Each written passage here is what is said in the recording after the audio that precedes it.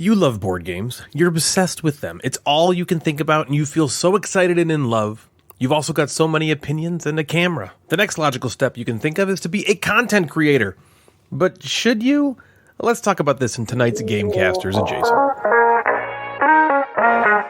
Natalie, Jeff, and Ryan are the Gamecasters, and they do a board game show, inboxes, and nooks and games, and top 5 lists, and sometimes there's fart jokes. Back in 2013, I decided to follow in my grandfather's footsteps and be on the radio. My paternal grandfather had a career in radio, and that always appealed to me, so I decided to go to broadcasting school and get my broadcast communications degree. During my schooling, I decided it was more lucrative to go into video than radio, and that led me to living out in California, working for the Dr. Phil show. I realized I hated that business and moved back home not sure what to do. There were no radio jobs anywhere I wanted to live, so what do I do now? Well, in 2016, I made the decision to start this podcast. I felt like I was marrying two obsessions of mine, board games and talking, and we've grown to where we are since then. The marketplace for content creation is flooded in the board game space nowadays. I'm constantly seeing or hearing of new shows or channels that I've never heard of. And this is my main hobby, so that's freaking crazy. The barrier for entry is extremely low. YouTube is free. Everyone has a phone with a camera, so everyone thinks they're awesome and that people need to hear their opinions. Hell, look at me. But so because of that simple barrier for entry, everyone thinks they can do it. But as with everything else, Sturgeon's law applies here. I don't think I'm giving a hot take here or being gatekeepery by saying that most content creation is garbage. There's about 10% that's any good. And why is that? What does it take to make it? Being a successful content creator is an extremely challenging thing. And I'm not saying we're successful. We're constantly trending upwards, which is the main indicator of success for us, but it is so incredibly challenging. And there are a number of reasons why. I've come up with about 8 things that I feel you need in order to be a successful content creator in the board gaming space that I'm going to share with you one by one. Now, these aren't graded in terms of importance, as I feel as though they're all pretty equally important, but I'm going to spend a few minutes talking about what I mean about each one. You don't have to have all these to make it, and again, I kind of want to emphasize, I am not trying to sound gatekeepery or like I have all the answers or I know everything. It's not at all. This is kind of my Simon Cowell-esque way of saying, here's what I like as a content consumer and what I kind of hope that I portray as I've thought about all of this being a content creator. And so I just kind of want to get these out there. Again, there's 8 things. It's probably a good idea to make sure you do these things if you're thinking about starting to be a content creator, or if you already are and you're not seeing growth like you want, maybe one of these things is the reason why. So number 1, I'm starting off number 1 with knowledge. If you're going to be a content creator and you want people to take you seriously enough to listen to your opinions, you should probably know a lot about the subject with which you're talking. It's incredibly obvious to me when I'm watching or listening to someone talk about board games and they have absolutely no clue what the hell they're talking about. If you're going to be a board game content creator, you should probably have played a ton of board games. You should probably know a bevy of the most popular designers. You don't have to, certainly. There are some channels I've seen that have a ton of subscribers with the main talent knowing very little about games outside of what's brand new right now. They have a lot of other things, though, on this list. But I would say if you really want to be taken seriously, you should probably have knowledge in what it is that you're making content about. And maybe that's a very obvious one. Who knows? But if it's not, it's on the list. Number 2, and this might be the most important thing on the list, and that's personality. And I mean so much more than do you have a good personality, but that also is certainly important. Now, I say this all the time, that there are people who should be doing this and there are people who shouldn't. And it's pretty obvious by seeing or hearing right away. I mean, think of anything that people are really good at or successful at, they should be doing it. Right? Like, you know when someone's a shitty actor. You see somebody and they get just completely slammed in a movie because they suck. They probably shouldn't really be doing it. You know what I mean? The same thing goes for content creation. This is not something that literally every single person or any person who just likes board games should probably do. One of the most typical things I find is the personality. And mostly what I mean by this is, how are you on camera? How are you behind the microphone? Do you seem comfortable? Do you seem genuine? It's ridiculously obvious to listeners, viewers, if you're uncomfortable in front of the camera, or if you're just seeming like you're reading in a way that's like stiff or wooden. And those things will likely be the number one detractor of your growth. It's a very challenging skill to sound normal and conversational and inviting and genuine. I would really encourage people making content to consider this one, maybe over all all of these before taking this journey. Tom Vassell and Rado, for instance, are probably the poster children for having a good personality. They both have charisma out the wazoo. They have a way of talking that seems and feels real. They're easy to listen to, and you believe what they're saying.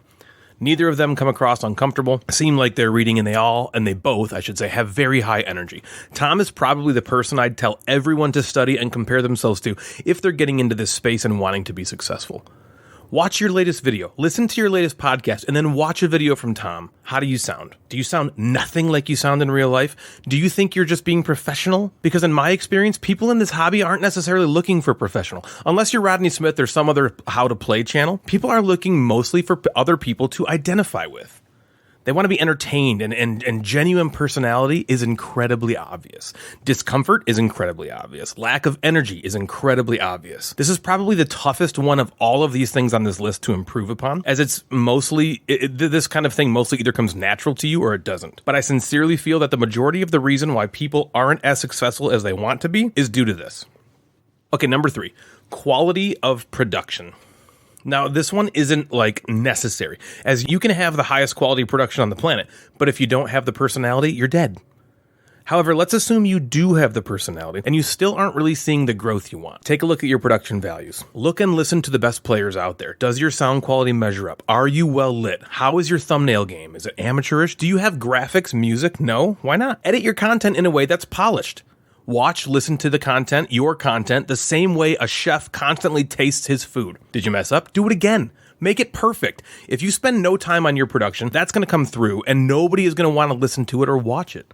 If you're not putting in the effort to make your content as good as it can be, why should we put in the effort to watch or listen to it? There are so many people out there making high-quality, well-polished content. If you come in below that, I'm not going to watch or listen to you over them. Right? So if you're starting out, you're like, man, do I want to be a content creator?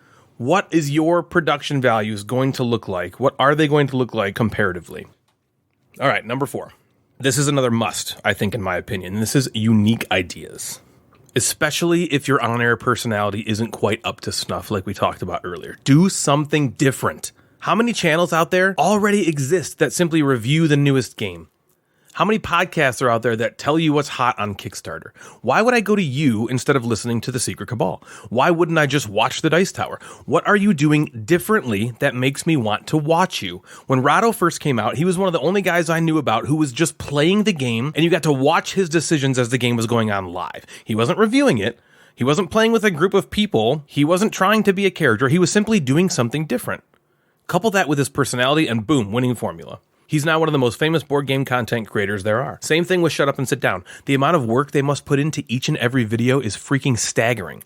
They're hilarious, they have high production, captivating personalities, vast knowledge in the space, and what a unique idea to basically do skit-based comedy routines as their reviews, and I find it freaking genius. And so do a bunch of other people, which is why they're incredibly popular. If you're gonna just do the same old thing, nobody's gonna pick you over the tried and trues unless you are seriously something special to watch. You must be the most charismatic person of all time to get away with content that's the same as everything else. And this is another super important one. How are you going to stand out? Find something, anything, make sure it's unique and hit it. Number 5, marketing.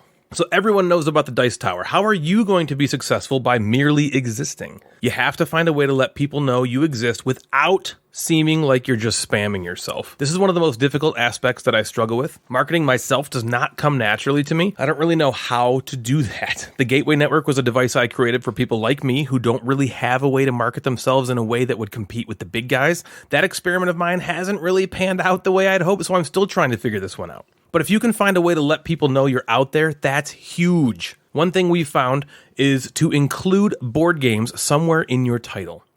SEO, or search engine optimization, is a huge deal for growth. If you type in board game podcasts in Google, for instance, we are actually on the first couple of the results, which is everything. Sometimes people just want to find something generic like that. Board game podcast, they'll Google. And if you have those generic terms somewhere in either your name or your description, that will and can go a long way to increasing your chances of being seen. We are the Gamecasters Podcast, a board gaming podcast about board games. So you see, those things are great for our SEO and ultimately our exposure. So consider this if you're starting a channel or a podcast, or if you're already a channel or a podcast or something and you're not seeing the SEO that you want. Number 6, consistency. This is also huge. Have a schedule. Make sure your audience knows that schedule so they know what to expect. There's nothing more confusing than a release schedule that's all over the place. The Secret Cabal used to be released every Wednesday, for example, and that became part of them and got to the point where I would have like a Pavlovian response to Wednesdays and associate those with the Secret Cabal. If people don't know when to find your content, they're much less likely to stick around consistently.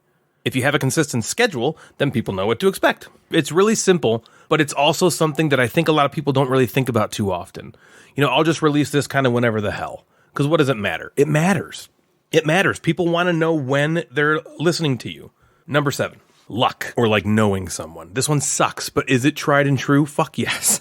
If you happen to know someone already in the industry who can shout you out and get their huge listener base to check you out, then man, are you all set.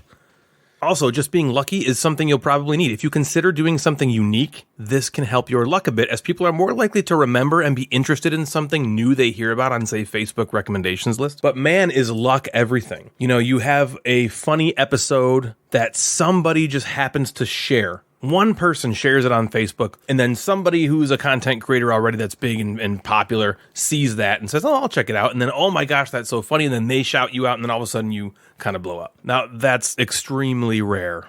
Hasn't happened with us yet, that's for sure.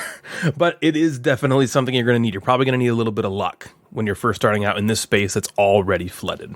And number 8 is, again, I've been saying this a lot. These are all super important. This is one of the most important again.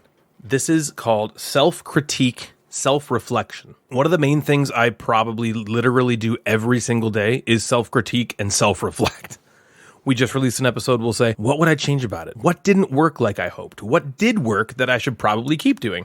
Was the audio too low? Was I umming too much? Was the camera off center? Could I have had more energy? Was this my best work? You should seriously be asking yourself questions like this constantly. If you were to give yourself a review, what would you say about yourself? What would you say about that new episode you just posted? What is it that you have to offer the board gaming community that's not already out there? Or if what you're doing is already out there, how are you better? Seriously ask yourself that question, and then if you don't like the answer, change it up. Do something different. Be better. Complacency is the enemy of progress. If you're not getting the views you want, the downloads, the subs, do something different. Look at some channels who are successful, see what they're doing as a baseline, and try and do it better. I found a YouTube channel recently called All You Can Board. I'd never heard of these guys before. I don't even know how I found them. I didn't search for them. They just showed up in my algorithm. And man, these guys are an incredibly good example of how to do this. Check them out if you have a YouTube channel and you want to see someone nailing it to compare yourself to. They're called All You Can Board. So who are some of your favorite board game content creators and why? What is it that you like about them? Do any of them have a lot of the things I've talked about here? Certainly there will be outliers and exceptions to the rule, but if you're thinking about starting something content-wise, this might be a good place to begin. As always, thank you guys so much for listening, and until next time, I am Ryan, and you've been listening to The Gamecasters. Have a great night.